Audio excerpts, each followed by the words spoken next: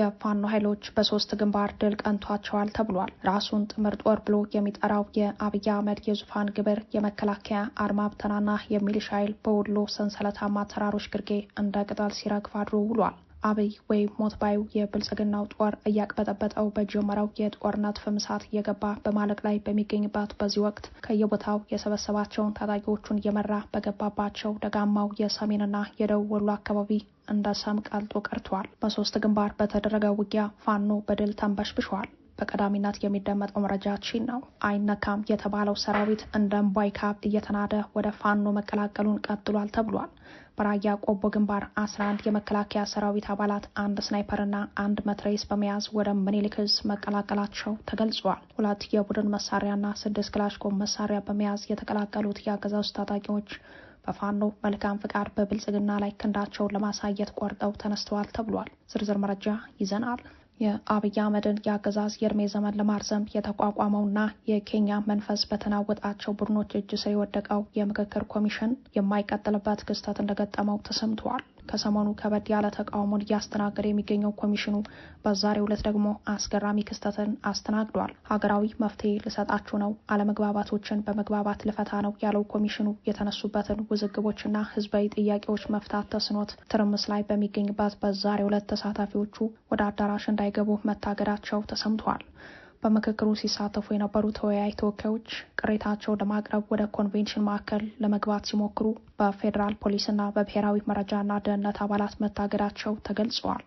ይህም ሌላኛው መረጃችን ነው። ከውጭ ሶማሊያ የባህር ዳርቻ የቱርክን የጦር መሳሪያዎች የጫነች መርከብ በባህር ላይ ዘራፊዎች መጠለፏ ተገልጸዋል። በቱርክና በሶማሊያ መካከል ከባድ ግጭት ይፈጥራል የተባለው ጉዳዩ ዓለም አቀፍ መነጋገሪያም ሆኗል ተብሏል። ሰዓቱን ጠብቆ ወደ እናንተ ይደርሳል። የኮሪያ ልሳነ ምድር የሰላም አየር ዳግም በባሩድ ጭስ ታውቋል። የሰሜን ኮሪያው መሪ ኪም ጆንግ ኡን አስተዳደር ትናንት ያልተለመደና መጠነ ሰፊ የተወንጫፊ ሚሳኤል ሙከራ በማድረግ ቀጠናውን በስጋት ውስጥ ጥሏልም ተብሏል። ሰላም ጤና ይስጥልን። በዓለም ዙሪያ የምትገኙ የጣና ሳተላይት ቴሌቪዥን ተከታታዮች ለነሐሴ 15 ያዘጋጀናቸው ወቅታዊና ያልተሰሙ መረጃዎች ከዚህ ሰዓት ጀምረው ወደ እናንተ ይቀርባሉ። አብራችሁን ቆዩ።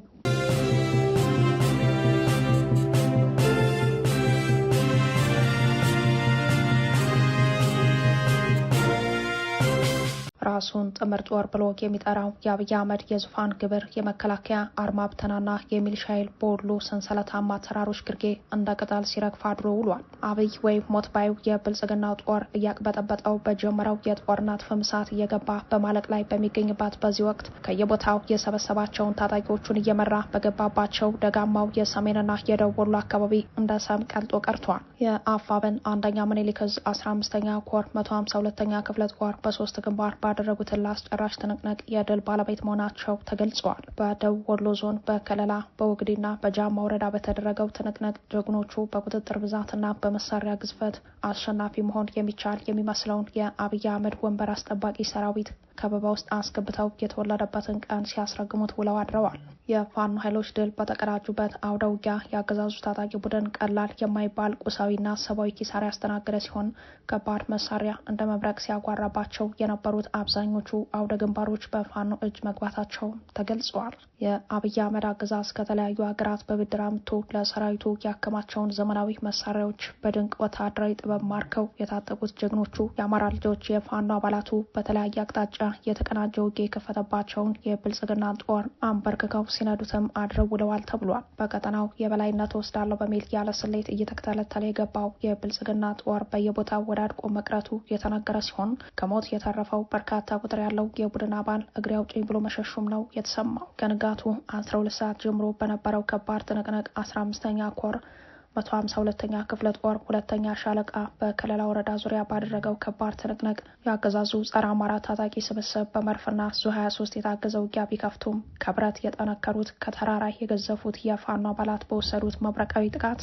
ከ13 በላይ ቁጥር ያለው የዙፋን አስጠባቂው ሰራዊት ሲደመሰስ በርካታ ቁጥር ያለው ቁስለኛ ደግሞ ወደ ደሴ ከተማ በአምቡላንስ እየተጫነ ሲመላለስ መዋሉ ተገልጿል። በሌላኛው ግንባር ደግሞ 152ኛ ክፍለ ጦር 1ኛ ሻለቃ ከጃማ ወረዳ ወጥቶ በዘርቃሚ በተደረገው አውደ ውጊያ በዙ 23ና በሞርተር 82 የታገዘ ጦርነት ቢከፍትም ንስሮቹ በፈጸሙት ከባድ ምት የአገዛዙ ሰራዊት ከ3 በላይ አምቡላንስ አሰልፎ ሞትና ቁስለኛውን ሲያመላልስ ውሏል ተብሏል። በዚሁ በተመሳሳይ ሰዓት 152ኛ ክፍለ ጦር 3ኛ ሻለቃ በለገይዳ ወረዳ ስር በምትገኘው በሲባ ከተማ በከባድ መሳሪያ የታገዘ ጦርነት ቢከፍትም ንስሮቹ በከፈቱበት መብረቃዊ ጥቃት አንድ አምቡላንስ ሞትና ቁስለኛ ወደ ወራይሉ ከተማ ይዞ እግሬ አውጭኝ ብሎ ፈርጥጧልም ተብሏል። በሜካናይዝድ የታገዘ ድብደባ ሲያደርግ የዋለው የብልጽግና ወንበር አስጠባቂ ሰራዊት ጀግናው የአማራ የቁርጥ ቀን ልጅ ወዳለበት አካባቢ ለመንቀሳቀስ ሙከራ ቢያደርግም ክንደ ነበልባሎቹ የንጉስ ምኒልክ ልጆች በሁለት ነገር ፈጣሪ ባደለው ጀግንነት በወታደራዊ ጠበብትነት ባደላቸው ጥበብ በመጠቀም አይቀጡ ቅጣት ቀጥተው ሲልኩት የተበሳጨው የብልጽግና ወንበር አስጠባቂ ሰራዊት በከባድ መሳሪያ የንጹሃንን ቤትና ንብረት አውድሟል ሲል 152ኛ ክፍለ ጦር ህዝብ ግንኙነት መምሪያ ባጋራው መረጃ ገልጿል። ይህ በእንዲህ እንዳለ የአገዛዙ ቅጥረኛ ኃይል ባንክ ቤቶችንና የመስሪያ ቤት ቁሳቁሶችን ማውደሙ ተሰምቷል። የፋኖን ክንድ መቋቋም የተሳነው የኦህዴድ ብልጽግና ጸረ አማራ ኃይል በአውደ ውጊያው የደረሰበትን አሳፋሪ ሽንፈት በሸፍጥና በተወሳሰበ ሴራ ሊሸፍነው ቢሞክርም የደረተው ውሸት ሁሉ በአንዲት የነጠረች እውነት ራብ የለሽ ሆኖበታል ሲል ፋኖ አስታውቋል። በመሀል ሳይንት ወረዳ በተለያዩ አቅጣጫ የተማማውን የፋኖ ኃይል ለመመከት እንደማይቻለው የተረዳው የአገዛዙ ቅጥረኛ ኃይል ባንክ ቤቶችን በመዝረፍና በምስለኔዎቹ አፈቀላጤነት ፋኖ ዘረፈው ብሎ በማስወራት የታጋዮችን ስም ለማጠልሸት ሞክረዋል። የባንክ ቤት ሰራተኞችንና ጥበቃዎችን ፋኖ እንደዘረፈው እንዲያወሩና እንዲያስወሩ በማስፈራራትና ከፍላጎታቸው ውጪ በማስገደድ የረከሰ ዓላማውን ከግብ ለማድረስ ያልሄደበት ርቀት የለም ያለው ፋኖ ከባንክ ዘረፋውና ከአስቂኙ ድራማ በተጨማሪ የነጻነት አርበኛና የህዝብ ልጅ የሆነውን ፋኖ ስመ ሰባር አድርጎ ለማሳየት የተለያዩ መስሪያ ቤቶች መገልገያ ቁሳቁሶችን በማውደምና በመዝረፍ የአረመኔነት ምግባሩን አስመስክረዋል።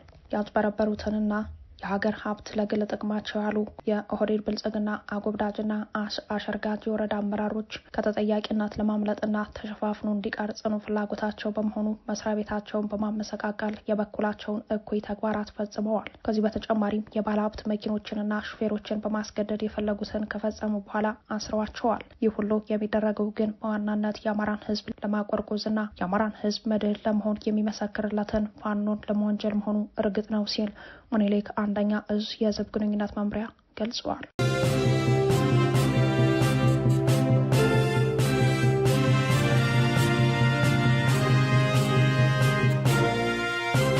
በራያ ቆቦ ግንባር 11 የመከላከያ ሰራዊት አባላት አንድ ስናይፐርና አንድ መትሬስ በመያዝ ወደ ምኒልክ አንደኛ እዝ 102ኛ ኮር 12ኛ ክፍለ ጦርን መቀላቀላቸው ተገልጿል። ዛሬ ነሐሴ 15 በሰሜን ወሎ ዞን በራያ ቆቦ ወረዳ 11 የመከላከያ ሰራዊት አባላት ከላይ በተጠቀሰው መሰረት 2 የቡድን መሳሪያና 6 ክላሽንኮቭ መሳሪያ በመያዝ 12ኛ ክፍለ ጦርን ተቀላቀሉ። የመጡት የመከላከያ ሰራዊት አባላት 1200 የክላሽ ጥይት ተተኳሽና 200 የመትሬስ ጥይት ተተኳሽ በመያዝ 12ኛ ክፍለ ጦርን ተቀላቅለዋል።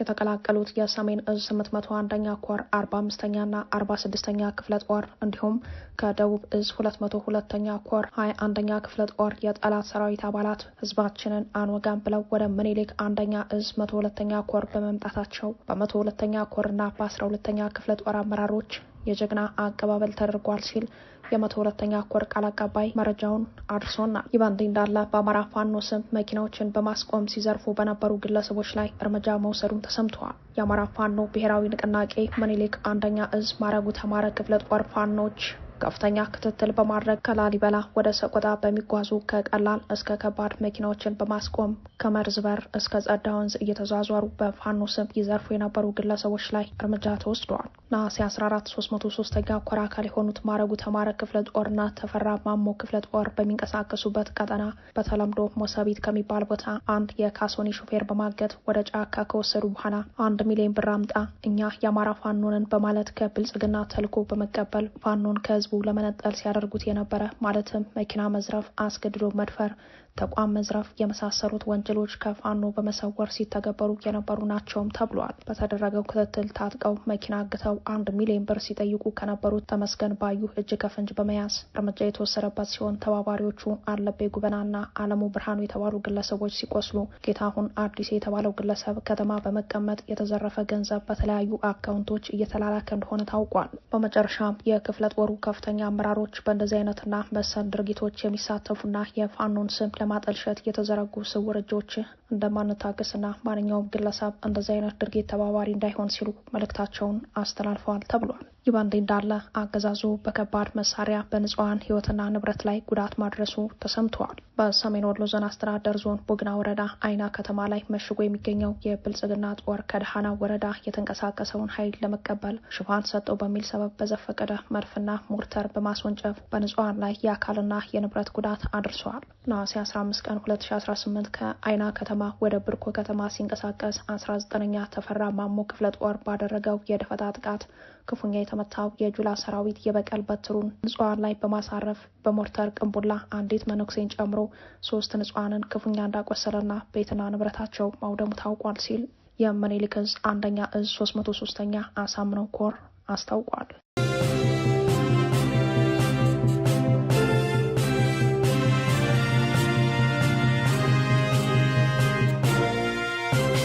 የአብይ አህመድን የአገዛዝ የእድሜ ዘመን ለማርዘም የተቋቋመውና የኬንያ መንፈስ በተናወጣቸው ቡድኖች እጅ ስር የወደቀው የምክክር ኮሚሽን የማይቀጥልበት ክስተት እንደገጠመው ተሰምቷል። ከሰሞኑ ከበድ ያለ ተቃውሞን እያስተናገደ የሚገኘው ኮሚሽኑ በዛሬው ዕለት ደግሞ አስገራሚ ክስተትን አስተናግዷል። ሀገራዊ መፍትሄ ልሰጣችሁ ነው፣ አለመግባባቶችን በመግባባት ልፈታ ነው ያለው ኮሚሽኑ የተነሱበትን ውዝግቦችና ህዝባዊ ጥያቄዎች መፍታት ተስኖ ትርምስ ላይ በሚገኝበት በዛሬው ዕለት ተሳታፊዎቹ ወደ አዳራሽ እንዳይገቡ መታገዳቸው ተሰምቷል። በምክክሩ ሲሳተፉ የነበሩ ተወያይ ተወካዮች ቅሬታቸውን ለማቅረብ ወደ ኮንቬንሽን ማዕከል ለመግባት ሲሞክሩ በፌዴራል ፖሊስና በብሔራዊ መረጃና ደህንነት አባላት መታገዳቸው ተገልጿል። በውሳኔው መሰረት ቅሬታቸውን ለማቅረብ በጠዋት ቦታው ላይ የተገኙ ተወካዮቹ ወደ አዳራሹ አትገቡም ከመባላቸው በተጨማሪ ማስፈራሪያና ዛቻ እንደደረሰባቸው ተገልጿል። ወደ ውስጥ አትገቡም ተብለው እየተገፈተሩ የወጡት ተወካዮቹ ቅሬታቸውን ለማቅረብ ያደረጉት ወደ ውስጥ የመግባት ተደጋጋሚ ሙከራ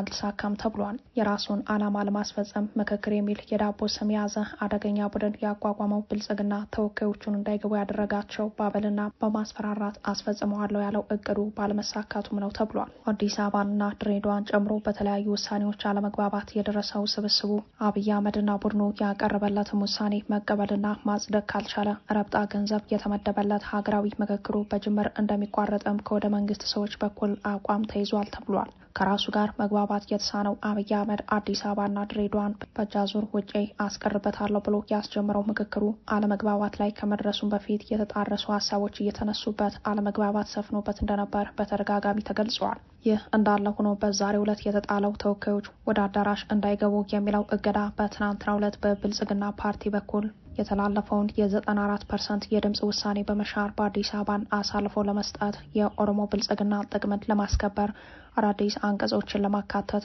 የተወሰነውን የብልጽግና ውሳኔ ተከትሎ የተነሳውን ቅሬታ ለማቅረብ ሲሄዱ እንደሆነ ታውቋል። በምክክሩ የራሴ ሰዎች ያላቸው ሳይቀር አዲስ አበባ የሁላችን እንጂ የአንድ ብሔር አይደለችም የሚል አቋም የተያዘበት ሽመልስ አብዲሳና ቡድኑ በምክክር ካልሆነ በግድ አዲስ አበባ የኦሮሞኖች የሚለውን ውሳኔ እናጸድቃለን የሚል ዛቻን እያሰሙ መሆናቸውም ተነግሯል። አማራዎች ብቻ ናቸው አዲስ አበባ የኦሮሞ ናት ብንል የሚቃወሙን በሚል ምክክር ያስጀመሩትና በድምጽ ብልጫ አዲስ አበባን ወደ ኦሮሚያ የማካተት እቅድ የነደፉት ሹማምንቱ በሌሎች ብሔር ዘንድም አዲስ አበባ የሁላችን ናት የሚል አቋም መያዙን ተከትሎ ነው ወደ ሌላ እቅድ ያመሩትም ተብሏል። ለፍቶ አዳሪዎች በቆረቆሯት ከተማ አይኑ ደም የሚለብሰው ቡድኑ በታሪካዊ ማስረጃ መሸነፍ ሲገባው በጉልበት ከተማዋን ተመካካሪዎችን በማስፈራራትና በዛቻ የኦሮሚያ ክልል ዋና መቀመጫና በከተማዋ የኦሮሚያ ክልል የተለየ ልዩ ተጠቃሚ ለማድረግ እንዲወሰን እየሰራ እንደሆነ ተገልጿል። ይህንን ክስተት የተቃወሙ በርካቶች ላይ ማስፈራሪያና ዛቻን እያደረሰ ያለው ቡድኑ የምክክር ኮሚሽኑ እንደከሸፈ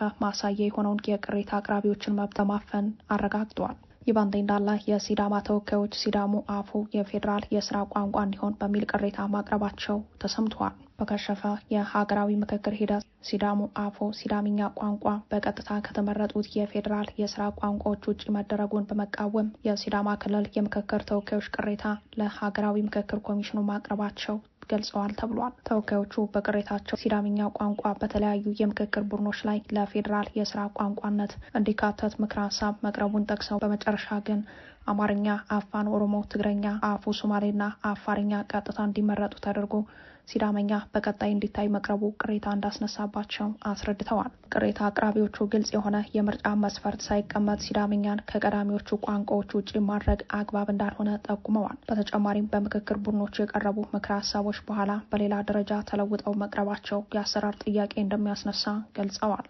ተወካዮቹ ከቋንቋ ምርጫው ጋር በተያያዘ የእኩልነት የፍትሐዊነት ጥያቄም አንስተዋል። በክልሎች ደረጃ እንደ መንግስት የስራ ቋንቋ የሚጠቀሙ ቋንቋዎች መካከል ሲዳምኛ እያለ ሌሎች ቋንቋዎች ለፌዴራል የስራ ቋንቋነት በቀጥታ መመረጣቸው ሲዳምኛን ብቻ ለየት አድርጎ ከዝርዝሩ ውጪ ማድረግ እንደሆነ ተችተዋል። በቅሬታው ላይ ሲዳምኛ በሲዳማ ክልል የስራ ቋንቋ ከመሆኑ በላይ የመማሪያና የምርምር ቋንቋ ሆኖ እንደሚያገለግል በቋንቋው ላይ ሰፊ ጥናትና ምርምር መካሄዱን ተጠቅሷል። ቋንቋው ከሲዳማ ክልል ውጭም በተለያዩ አካባቢዎች ተናጋሪዎች እንዳሉትና ከአጎራባች ህዝቦች ጋር የመግባቢያ ሚና እንዳለው ተወካዮቹም አብራርተዋል። በተጨማሪም ተወካዮቹ የሲዳማ ህዝብ ቁጥርና ቋንቋው ያለውን ማህበራዊና ትምህርታዊ ተጠቃሚነት በመጥቀስ ሲዳምኛ ከሌሎች ቋንቋዎች ተለይቶ እንዲታይ የተደረገው ውሳኔ እንደገና እንዲጤን ጠይቀዋል። በዚህ መሰረት የሲዳማ ተወካዮች ሲዳሙ አፎ በፌዴራል የስራ ቋንቋዎች ዝርዝር እንዲካተት ያቀረቡት ጥያቄ በሀገራዊ ምክክሩ የቋንቋ ጉዳይ ላይ ከተነሱ ዋና ጉዳዮች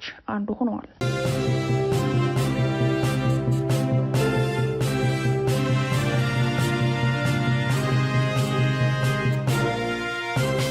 ሰሜን ኮሪያ 10 ሚሳኤሎችን በአንድ ጊዜ መተኮሷ ተሰምቷል። የኮሪያ ልሳነ ምድር የሰላም አየር ዳግም በባሩድ ጭስ ታውኳል። የሰሜን ኮሪያው መሪ ኪም ጆንግ ኡን አስተዳደር ትናንት ያልተለመደና መጠነ ሰፊ የተወንጫፊ ሚሳኤል ሙከራ በማድረግ ቀጠናውን በስጋት ውስጥ ጥሏል። እንደ ደቡብ ኮሪያ ጥምር ጦር አዛዦች መረጃ ፒዮንግያንግ ከዋና ከተማዋ አቅራቢያ 10 የሚጠጉ አጭር ርቀት ተወንጫፊ ሚሳኤሎችን ወደ ምስራቅ ባህር አቅጣጫ ተኩሳለች።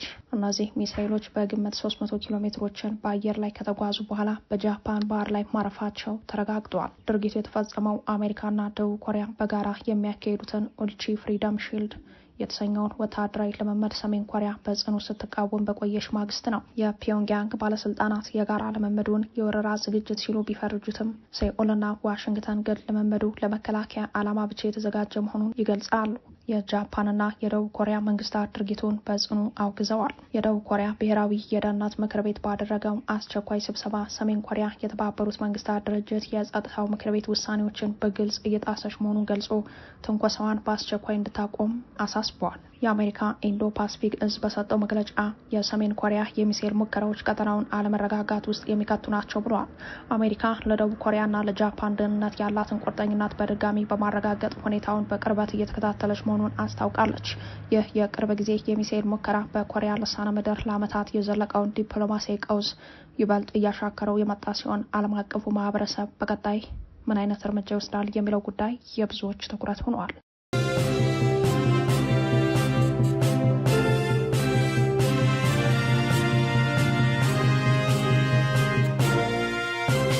በሶማሊያ የባህር ዳርቻ የቱርክን የጦር መሳሪያዎች የጫነች መርከብ በባህር ላይ ዘራፊዎች መጠለፏ ተገለጸ።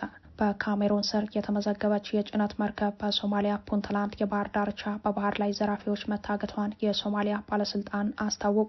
ዘራፊዎቹ የቱርክን የጦር መሳሪያዎች የጫነችውን ይህችን መርከብ ወደ ኑጋል የባህር ዳርቻ ወስደዋታል ተብሏል። ኤምቪ ቱሎፍ የተሰኘችው ይህች መርከብ የታገተችው በፑንትላንድ አይል ወረዳ ከምትገኘው ማሪያ የባህር ዳርቻ በቅርብ ርቀት ላይ መሆኑን ባለስልጣኑ ስማቸው እንዳይገለጽ ጠይቀው ለአሶሺየትድ ፕሬስ ገልጸዋል። ፖላር ሙቭመንት ሺፒንግ በተሰኘ ድርጅት ባለቤትነት ስር የምትገኘው ይህች መርከብ በሞቃዲሾ ለሚገኘው የቱርክ ወታደራዊ ማሰልጠኛ ማዕከል የጦር መሳሪያዎችን እንዲሁም የመገናኛና የሳተላይት ቁሳቁሶችን ጭና እንደነበር ባለስልጣኑ አብራርተዋል።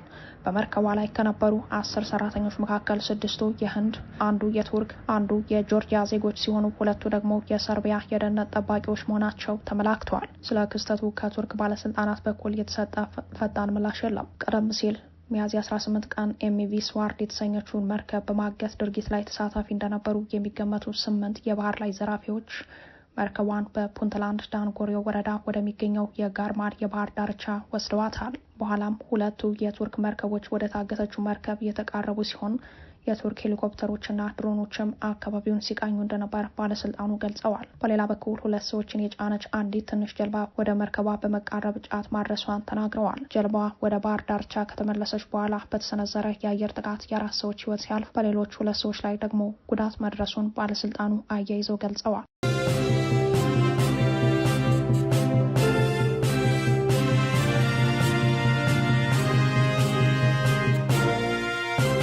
ከጣና ሳተላይት ቴሌቪዥን የዛሬ ዜናችን በዚህ ያበቃ።